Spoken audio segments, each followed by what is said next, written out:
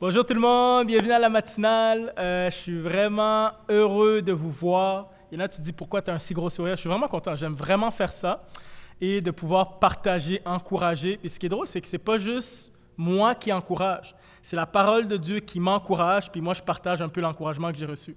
Donc, c'est toujours cool. Donc, bienvenue à la matinale. Mon nom, c'est Josias. Je suis pasteur de la chapelle Gatineau. Et c'est toujours un court moment, une courte pensée, juste pour commencer ta journée sur le bon pied. Et c'est quelques minutes, OK? C'est pas long, c'est quelque chose que tu peux réécouter, mais quelque chose qui est vraiment simple à digérer. Donc, le titre de mon partage de ce matin, c'est « Le réconfort arrive ». Et on va lire à partir de 2 Corinthiens 7, 5 à 7. C'est l'apôtre Paul qui écrit à l'église de Corinthe. Ça va comme suit. « Depuis notre arrivée en Macédoine, en effet, nous n'avons connu aucun repos. Nous étions au contraire pressés de toutes parts, lutte au dehors, crainte au dedans. Mais Dieu qui réconforte ceux qui sont abattus nous a encouragés par l'arrivée de Tite. Et non seulement par son arrivée, mais encore par le réconfort qu'il avait reçu de vous. Il nous a raconté votre vive affection, vos larmes, votre zèle pour moi, de sorte que ma joie a été d'autant plus grande. » OK. Paul arrive en Macédoine et Paul c'est quelqu'un, il était à la recherche de Tite. Okay? C'est quelqu'un avec qui il faisait le ministère, qui servait. Et là on lit dans 2 Corinthiens 7, 5 à 7, mais si on lit le livre un peu plus tôt, dans 2 Corinthiens 2, 13, Paul nous dit qu'il était à la recherche de Tite. Donc, Paul est à la recherche de son ami, son collègue, son partenaire, et il ne le trouve pas, et il s'inquiète. Et là, il dit crainte au dehors, crainte au dedans. C'est sûr qu'il résume tout ce qu'il a vécu. Paul a vécu tellement d'épreuves. Paul a vécu énormément de difficultés. Donc, il s'inquiétait par rapport à son ami. Il y avait ses inquiétudes personnelles, ses défis personnels. Il s'inquiétait sur l'état spirituel de l'église de Corinthe. Okay? C'est une église en implantation, puis il y a plein de choses qui se passent. Il s'inquiète. Okay, est-ce qu'ils ont bien reçu la lettre? Comment ils se portent? Il veut savoir comment ils vont. Et il s'inquiétait aussi les fruits de son ministère. Okay, est-ce que moi, de prêcher à ce monde-là, ça fonctionne? Est-ce que les gens se rapprochent de Dieu? Est-ce que les gens apprennent à connaître Dieu? Est-ce qu'il y a des fruits dans leur vie? Donc, beaucoup d'inquiétudes de Paul, mais voici ce qu'il dit, j'aime beaucoup. À l'arrivée de Tite, nous a encouragés Dieu qui réconforte ceux qui sont abattus, nous a encouragés par l'arrivée de Tite. Le réconfort arrive.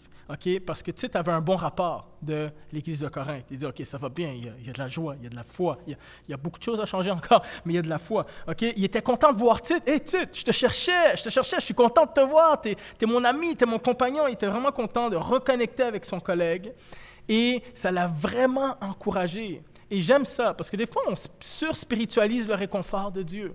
Okay? Dieu va me réconforter, juste moi et lui dans ma chambre en train de prier avec la Bible. Dieu peut le faire, okay? Mais Dieu utilise des gens pour nous réconforter. Et ça a été le cas de Paul. Okay? Il y en a, le réconfort, quand on parle de réconfort ici, le mot c'est soulager, c'est espoir, c'est un sujet de réjouissance, c'est de rallumer le courage, c'est de guider vers les prochaines étapes, c'est de recevoir la force pour affronter les prochaines épreuves. C'est de recevoir de l'encouragement, okay? Tout ça contracté dans le mot réconfort. Et alors que Dieu, dans sa nature, dans sa personne, est un consolateur. Mais le mot consolateur, ça ne résume pas le mot réconfort. Okay? Ça fait partie d'une des caractéristiques. Il réconforte, il ne fait que faire qui il est. Okay? Il agit selon qui il est, c'est sa nature, il réconforte. Tu es peut-être un parent, tu as des problèmes avec tes enfants, j'aimerais te dire ce matin, il réconforte. Tu as été blessé par un être cher, le réconfort arrive. Tu es découragé par des circonstances, le réconfort arrive. Tu passes à travers d'un deuil, le réconfort arrive. Tu as été trahi par quelqu'un en qui tu as mis ta confiance, le réconfort arrive. Tu es fatigué, le réconfort arrive. Okay? C'est pas quelque chose qu'on doit se dire, OK, est-ce que je vais être réconforté? Est-ce que ce que je vis est juste trop lourd? Non, ça fait partie du caractère de Dieu. Le réconfort arrive. Je ne sais pas pour vous, mais moi, j'aime commander des trucs en ligne, okay, sur Amazon. Okay, sur Amazon, que ce soit des livres, que ce soit des trucs pour la maison, des produits, peu importe. Ma femme aussi, elle aime ça. Et surtout en tant que COVID, en temps de pandémie, on dirait que toutes les commandes, ça a augmenté. Vraiment, le flux de commandes a augmenté. Mais voici une chose qui rassure. Lorsque tu reçois le courriel qui dit « Ton colis a été envoyé », tu ne l'as pas encore reçu. Mais parce que tu sais que le colis a été envoyé, il y a quelque chose qui te rassure là-dedans. Il y a quelque chose qui te permet d'attendre. OK? Puis là, je le sais, je parle de choses qu'on a soit besoin, soit qui ne sont pas forcément nécessaires à notre survie. OK? Je suis conscient de ça. Mais il y a toujours une mini-inquiétude qui s'installe à savoir, OK, bien, à l'autre bout du pays où est-ce que j'ai commandé mon truc, est-ce que ça vient? Est-ce que ça arrive? Est-ce que le colis a été ship? Mais lorsque ça dit le colis a été envoyé, il y a quelque chose qui nous rassure. J'aimerais te dire que le réconfort arrive. Ça a été envoyé. Il y en a, tu ne le vois pas en ce moment. Il y en a, tu ne l'as pas encore reçu. Il y en a, tu ne l'expérimentes pas. Dieu a envoyé son réconfort. Alors que Paul s'inquiétait sur Tite, l'état de l'Église, Dieu avait envoyé Tite. Tite était en voyage et lorsqu'il est arrivé, il a expérimenté le réconfort de l'Éternel. Une autre idée, une autre situation qui s'est produite, les disciples. Pensez aux disciples. Pensez aux disciples lorsque Jésus a été crucifié à la croix. Okay? Quand on lit les évangiles, on se rend compte que les disciples étaient confus. Leur ami est mort. Leur maître est mort. Il y en a, ils ont abandonné leur travail pour le suivre. Okay? Qu'est-ce qui va advenir de mon avenir? Okay? Il y a plein de confusion autour d'eux. Il y a de la tristesse. Ils sont affligés. Mais après 3 jours, ça a quand même pris 3 jours. Après 3 jours, Jésus est ressuscité des morts, a été les voir et dit, regardez, guys, c'est moi. Je suis vivant, je suis ressuscité, je suis le Messie. Toute votre espérance a été renouvelée, restaurée. Leur espérance a été restaurée. Okay, leur affliction a été guérie. Tout parce que le réconfort de l'Éternel, de la présence de Dieu est arrivé.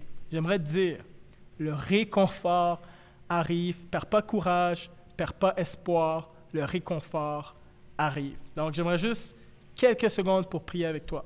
Seigneur, on veut te dire merci parce que tu ne nous as pas oubliés. Tu n'as pas oublié les gens qui vivent des situations et qui ont besoin d'être consolés, réconfortés, qui ont besoin de faire ressusciter l'espoir, le courage. Seigneur, qui ont besoin d'avoir une vision. Pour les prochaines étapes, tu n'as pas oublié ces gens-là et je te prie que tu donnes comme une révélation dans leur cœur, dans leur âme, que le réconfort arrive, qu'il a été envoyé et que même s'ils ne l'ont pas encore expérimenté, qu'ils puissent attendre avec foi dans le nom de Jésus. Amen. Amen. Donc, ça a été vraiment un bon moment. J'espère que tu as été encouragé, puis on se voit une prochaine fois. Ciao, ciao.